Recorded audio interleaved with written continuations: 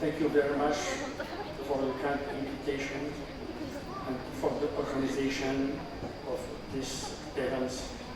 It is very important to exchange with all speakers and all congressists.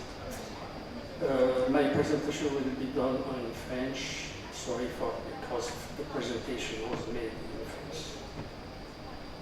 Alors, je vais vous parler, je vais raccourcir ma présentation pour aller au but. Le but, c'est quoi? C'est de montrer quelle est la place de la nutrition, et encore plus la micronutrition, dans la prise en charge de pathologies qui sont mortelles et qui sont classées les premières au niveau mondial. On vient de déjeuner, d'ailleurs on est en post-prandial, et on a tous pris, je pense, un couscous, ce qui nous a montré, preuve à l'appui, comme quoi notre alimentation, elle est typiquement méditerranéenne, parce que vous avez tous vu et goûté aussi aux délices de ce couscous qui est méditerranéen, pour ne pas dire marocain d'abord, et la richesse qu'il contient en termes de légumes et de poissons, d'huile avec laquelle sont préparés les plats. Et cette richesse est importante parce qu'il faudrait la conserver. Si aujourd'hui on sait qu'il y a des fast-foods, des snacks où les gens vont aller devoir manger, c'est une déviation de cette alimentation, et donc le message, c'est d'abord essayer de conserver cette nourriture, cette façon, ce mode de vie méditerranéen, car il est très important pour notre équilibre. Alors, cette alimentation méditerranéenne, effectivement, elle nous apporte beaucoup de choses. Elle nous apporte des substances qui vont être capables de lutter contre tout ce qui est réactif, notamment les ROS, les substances réactives à l'oxygène, et réduire les attaques radicalaires vu qu'on en produit tous les jours. Alors, ces sources métaboliques, ces sources alimentaires vont pouvoir aider, faciliter et favoriser notre métabolisme de tous les jours. Alors, qu'est-ce qu'on va trouver dans cette alimentation? Bien sûr, ça a été dit, on va trouver des antioxydants, notamment majeurs, comme les vitamines A, vitamine C, vitamine E. On va trouver des oligo-éléments, comme le sélénium, le fer, le zinc, le cuivre et le manganèse. Et on va savoir pourquoi ils sont très importants. À côté de cela, bien entendu, on va trouver d'autres molécules antioxydantes, qui sont des caroténoïdes, des polyphénols, des dérivés sucrés ou encore des essences antioxydants. Alors, les polyphénols et bien sûr les caroténoïdes se classent parmi les premières molécules qui sont douées d'activités antioxydantes très importantes. Sans citer d'exemples précis, mais vous le savez très bien, on a le lycopène comme caroténoïde qu'on trouve facilement dans la tomate, les huiles essentielles, la curcumine, les isoflavones. Bref, tous les éléments qu'on utilise quotidiennement dans notre cuisine vont être riches en ces molécules. Mais maintenant, à quelle dose ou à quelle quantité? C'est là où la question reste posée. Alors, ces molécules qu'on va trouver dans ces éléments, généralement, tous sont des isochréniques. Ensemble, ils ont un précurseur commun qui est tout simplement l'acétylcoenzyme. Et on sait très bien que l'acétylcoenzyme, c'est un carrefour métabolique très important. C'est lui qui va faire le pont entre les lipides, les glucides, les protéines et les acides aminés et les acides nucléiques aussi. Donc, toutes ces molécules sont très importantes, et si on regarde un petit peu les particularités, parce que nous sommes au Maroc, on ne peut pas passer, pour ne pas parler de l'huile d'argan qui est endémique au Maroc. Nous avons quelques molécules, notamment des fractions stéroïdes, comme le scophénol, et le spinestérol qui ont des effets uniques, je dirais bien uniques, parce qu'ils ont montré leurs preuves, notamment dans la lutte contre le cancer. Et puis, on a d'autres molécules qu'on trouve toujours dans la fraction insapolycléale de l'huile d'argan qui sont riches d'effets comme le tyrosol ou bien l'acide férulique, qui a été aussi montré comme quoi il pourrait lutter contre tout ce qui est agrégation plaquettaire. Alors, les responsables de ce stress oxydant sont finalement ces radicaux libres et que nous fabriquons nous-mêmes tous les jours, qu'on appelle endogènes, bien sûr, par nos cellules de la lignée des blancs, les globules blancs notamment, les polynucléaires neutrophiles, les monocytes, les macrophages, qui vont être les premières cellules interpellées dès qu'on a une inflammation. Donc, le métabolisme de l'oxygène au niveau de ces cellules, déjà au niveau des membranes, va être motivé par cette réactivité de ces cellules et donc va essayer de produire des espèces d'oxygène réactives, je vais les citer, notamment les anions superoxydes, le H2O2, etc. Et puis à côté de ça, on s'alimente bien sûr, en s'alimentant, on prend de tout, donc déjà de l'air, on respire de l'air qui est pollué, on a donc l'utilisation de tabac, les rayonnements, les pesticides, les produits chimiques, bref, tout ça ne fait pas du bien pour notre équilibre métabolique ou bien même alimentaire, qui est en fait le résultat de cette balance qui n'est pas vraiment équilibrée. Cette balance qui joue entre, d'un côté, les antioxydants et d'un autre côté, les pro-oxydants, ou bien les radicaux libres. Donc, notre lutte de tous les jours, chez toute personne, c'est cette lutte d'arriver à un compromis entre la gauche et la droite, c'est-à-dire entre les antioxydants et les pro-oxydants. Bien sûr, heureusement, nous avons dans notre système de défense, nous avons les enzymes, ça a été cité tout à l'heure, les SOT, la catalase, la glutathion peroxydase. Nous avons un système important de molécules qui vont être utilisées pour défendre l'organisme contre tout ce qui est attaque de l'acide nucléique, de l'ADN.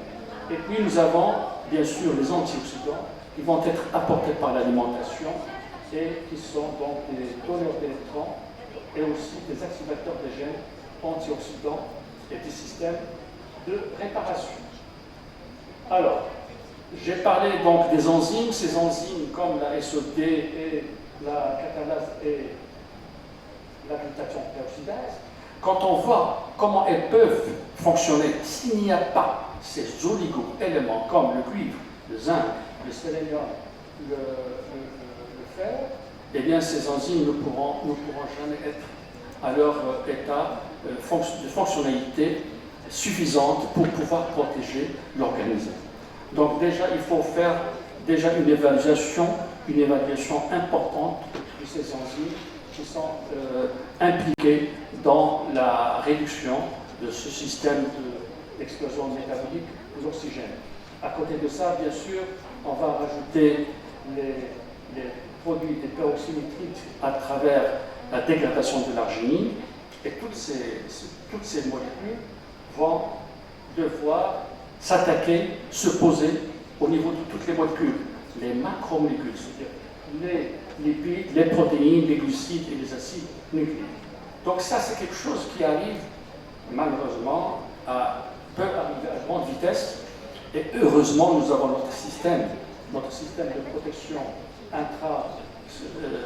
organisme ou intracellulaire, et le système exogène, bien sûr, qui sont spécifiques pour chaque type de réaction. Donc déjà, par exemple, la SOT et ou bien la vitamine C, on sait qu'elle va attaquer l'anion superoxyde. L'anion superoxyde, c'est la première substance réactive à l'oxygène qui est produite à partir de la respiration déjà. C'est-à-dire que quand on respire de l'oxygène, une petite part, 10 à 15% de cet oxygène va être dismuté en anion superoxyde. Ça, c'est quelque chose qui se fait spontanément. et ça peut se compliquer par la suite en produisant les autres molécules. Mais heureusement, nous avons les défenses comme les caroténoïdes, la glutation, la SOT. Et donc tout ça représente ce qu'on appelle la défense primaire, alors qu'il y a encore une défense secondaire, c'est-à-dire que lorsque les dégâts sont déjà faits, eh ben, on peut toujours rattraper ça en utilisant justement les molécules antioxydantes dont nous pouvons disposer à travers notre alimentation. Donc si on est déjà à l'étape secondaire, ça veut dire les dégâts sont faits, qu'est-ce que ça va traduire, qu'est-ce que ça va induire? Eh bien ça va induire tout simplement des pathologies par attaque radicalaire des protéines, des lipides qui sont au niveau membranaire, au niveau de l'ADN, au niveau du cholestérol, avec une initiation de l'athérosclérose. Et l'athérosclérose, par exemple, c'est un exemple comme frappant parce que c'est la cause principale, majeure des maladies cardiovasculaires ischémiques et par cela, elle se trouve au premier rang de cause de la mortalité chez l'homme, dans le monde entier. Donc on va trouver ces maladies, qui sont les maladies cardiovasculaires, les cancers, les maladies dégénératives, les maladies dues au vieillissement, les maladies respiratoires, inflammatoires. Alors il y a un point commun ici. Ce point commun, effectivement, c'est cette présence de radicaux libres par excès. Et donc, malheureusement, on est en 2025 et on est en train, dans quelques années, on se prépare pour la Coupe du Monde, le football mondial 2030. Donc, il faut se poser la question, qu'est-ce qu'on a préparé pour ce mondial en termes de réduction des risques? Alors, vous voyez, malheureusement, vous allez être déçus parce que depuis 2004, ça fait déjà 20 ans et plus, 21 ans déjà, vous voyez les deux causes de mortalité, premier et deuxième rang, c'est-à-dire les maladies cardiovasculaires et cérébrovasculaires, vont continuer à être les premières causes de mortalité dans le monde. Donc, ça veut dire qu'on n'a pas encore réussi totalement à réduire ce fléau, et c'est pour cette raison qu'on doit faire des efforts. J'ai vu à travers les communications et les présentations de toute cette journée, il y a vraiment beaucoup d'espoir à travers toutes les expérimentations qui sont réalisées par tous les experts qui ont présenté. Ça fait vraiment plaisir, mais il faut aller très vite parce que la montre n'attend pas, elle tourne. Donc on a parlé des collaborations, il faut renforcer les collaborations transversales et je dirais même pas entre vous ou bien entre nous, spécialistes ou scientifiques, mais aussi avec les cliniciens. Parce que lorsqu'il s'agit de santé, c'est le médecin qui va prendre en charge le malade. Donc il faut qu'il soit au courant de ce qui se passe, il faut qu'il adhère, donc il faut le convaincre. Et donc du coup, tout ce qui se fait en termes de recherche doit être valorisé. Je dis marketé.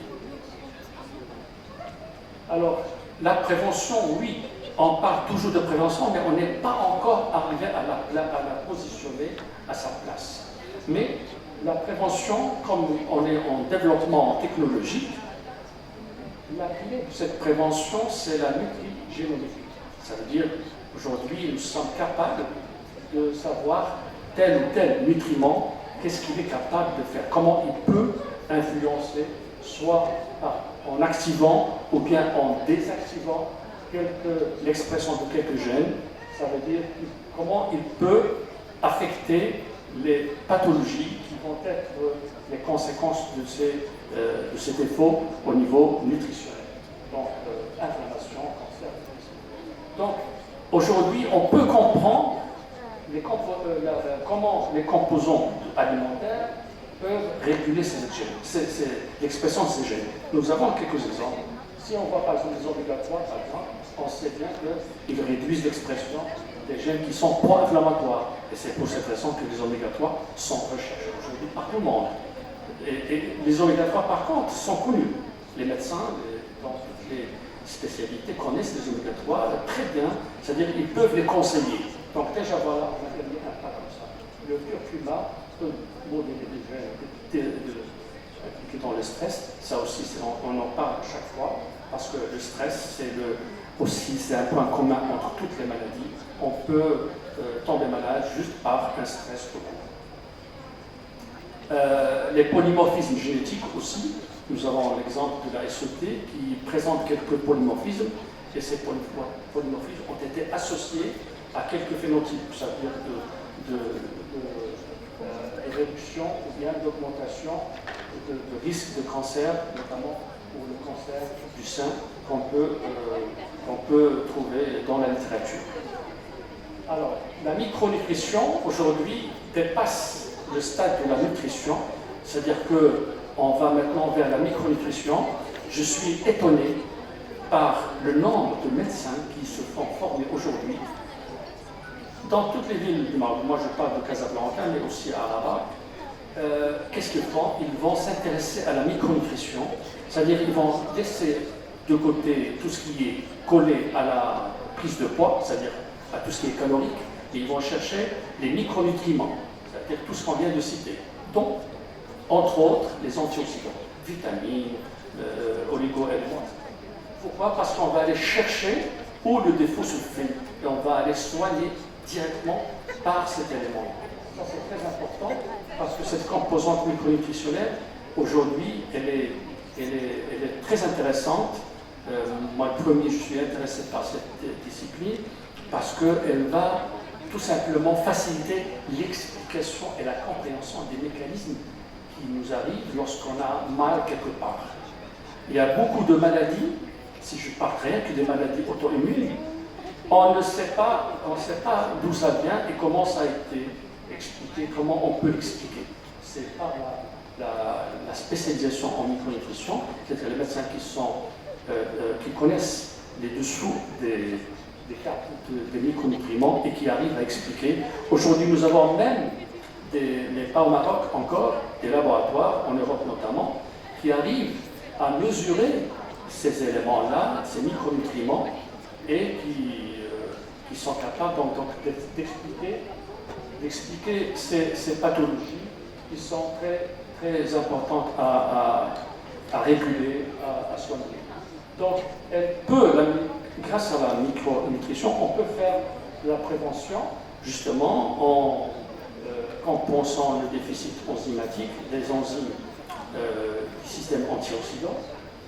On peut équilibrer avec la micronutrition le statut oxydant de l'organisme, et on peut donc faire de la prévention contre le développement des pathologies tuantes, les pathologies qui tuent le plus. Et ça peut se faire facilement et rapidement par des sources comme les légumes et les fruits. On en a parlé tout à l'heure des fruits et légumes. C'est l'habitude de la table méditerranéenne, et aussi par l'aide des huiles végétales. Les huiles végétales, pourquoi? Parce que c'est très important comme utilisation. On les utilise tous les jours, matin et soir. Quand on veut préparer n'importe quel plat, on doit mettre de l'huile. Donc les huiles végétales sont utilisées de façon importante. Donc c'est important aussi de donner aussi des preuves pour les utilisations de ces huiles. Donc dans les huiles végétales, on sait très bien qu'il y a deux fractions. La fraction majoritaire, on va dire, c'est pas celle qui va nous intéresser aujourd'hui, parce que c'est des acides gras bien sûr insaturés, avec des pourcentages élevés. Mais c'est la partie insaponifiable qui contient ces petites molécules qui sont très importantes, même avec leur petite dose, comme le tocophénol, la vitamine A, le caroténoïde, l'estérol et les polyphénols. Donc, en termes d'acides gras, on a le choix au niveau de la cuisine de quoi utiliser exactement par rapport à un équilibre entre les différents acides gras qui existent. On voit par exemple pour l'huile d'argan, travaux déjà connus depuis plus de 20 ans par l'équipe de Mme Charouf, présente avec nous, elle doit être dans notre salle. Et c'est grâce à ces travaux de connaissance de la composition physico-chimique qu'on a pu avancer et faire des travaux de recherche clinique pour pouvoir démontrer les effets de chaque type de molécule. Alors, l'insaponifiable est connu, si je parle de l'huile d'olive, parce que l'huile d'olive, elle est millénaire, elle est méditerranéenne, elle a caché beaucoup de vertus très importantes, et jusqu'à au jour d'aujourd'hui, on l'utilise, même pour des vertus qui sont connues par nos ancêtres. elle a fait le tour du monde et elle a prouvé que quoi elle peut être utilisée contre les maladies cardiovasculaires. Pourquoi? Tout simplement sa richesse au polyphénol, notamment l'hydroxytyrosol, est très présente. Et c'est pour cette raison qu'elle a été utilisée pour justement essayer de réduire les risques. Alors aujourd'hui, les cliniciens sont en train de se mettre ensemble pour dresser une stratégie politique de ce qu'on appelle la réduction des risques. La réduction des risques, c'est ce qu'il faut essayer d'arriver à faire, aussi bien au niveau du Maroc qu'en Afrique. Alors cette réduction des risques, notamment par rapport aux maladies qui tuent le plus, comme les maladies cardiovasculaires, diabète type 2, l'HTA, l'obésité et le cancer. Alors, si on choisit de parler ou de faire montrer des preuves à l'appui concernant les maladies cardiovasculaires, parce que tout simplement, vous savez que c'est la première cause de mortalité dans le monde.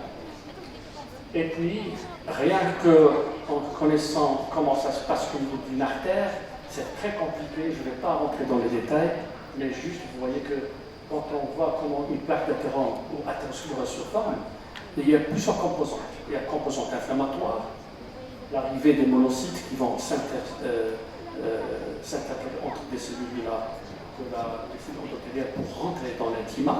On a une composante lipidique qui est le LDL, qui vont être oxydés, et puis on a des cellules musculaires lisses qui vont migrer, et donc c'est une composante importante, essentielle, qui va lancer, malheureusement, le démarrage d'une formation d'une athérosclérose.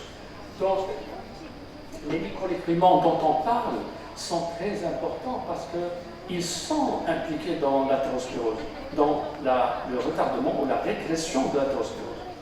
Vous voyez, vous avez le resveratrol, la taurine, les oméga-3, le lycopène, toutes ces molécules trouvent une place, c'est-à-dire trouvent une cible quelque part. Et c'est pour cette raison qu'on doit être très conscient de cette richesse, de ce que nous avons dans notre alimentation et comment chaque élément peut intervenir dans une place bien déterminée. Alors, pour parler de quelques preuves qui ont été déjà démontrées, notamment avec l'huile d'argan, la particularité de la composition chimique qui a été déjà faite intrigue, parce qu'on se dit, regardez, l'acide férulique comme polyphénol ou acide phénolique, il est à 3000 mg par 100 g. Les gamma-tocophérols à l'inverse de l'huile d'olive, et puis bien sûr le scoténol qui est majoritaire parmi la phénolphthaleine. Toutes ces molécules ont été testées, ont prouvé leur efficacité. Dans une étude d'intervention avec l'huile d'argan et l'huile d'olive, donc dans cette étude on a fait matcher les deux pour voir laquelle prendre, olive ou argan. Eh bien, on voit bien que les étoiles vont du côté plus argan.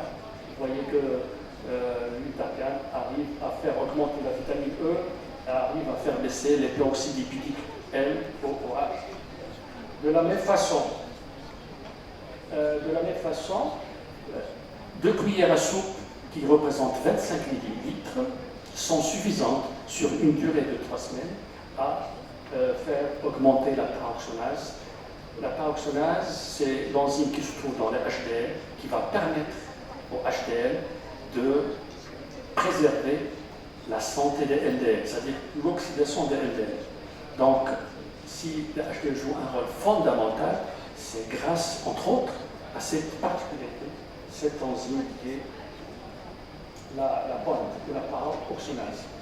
La résistance des LDL à l'oxydation a aussi été testée, on l'avait testé, et comme vous voyez, on a pu gagner en termes de lactase, on a pu rallonger la lactase avec un pourcentage de 20%, ça veut dire que la susceptibilité des LDL à l'oxydation a été réduite.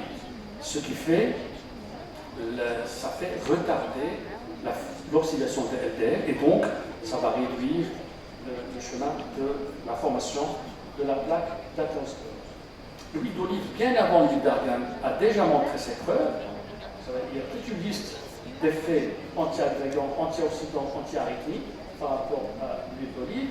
Mais je voudrais quand même citer des travaux qui appartiennent, c'était gracieusement prêté, l'équipe de Abdel Khalil au Canada, à Sherbrooke, qui ont fait un travail important avec l'huile d'olive extra vierge marocaine, et qui ont montré que la fonction des HDL pouvait être améliorée grâce à l'huile d'olive, notamment par rapport à la protection des LDL contre l'oxydation.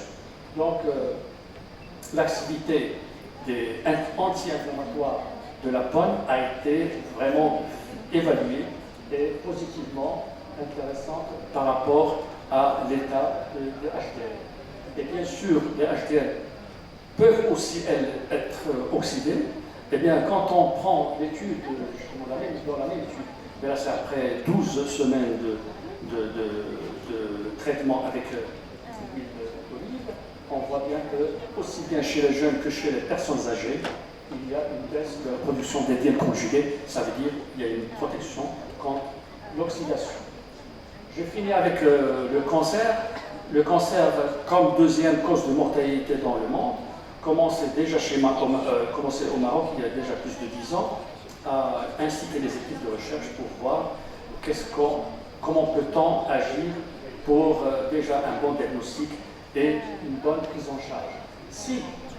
Si on sait que, par exemple, le tiers de tous les cancers peut être guéri, ça nous ouvre de l'espoir, ça nous ouvre la porte des investigations pour voir effectivement comment peut-on réduire ce fléau qui est classé numéro 2 au niveau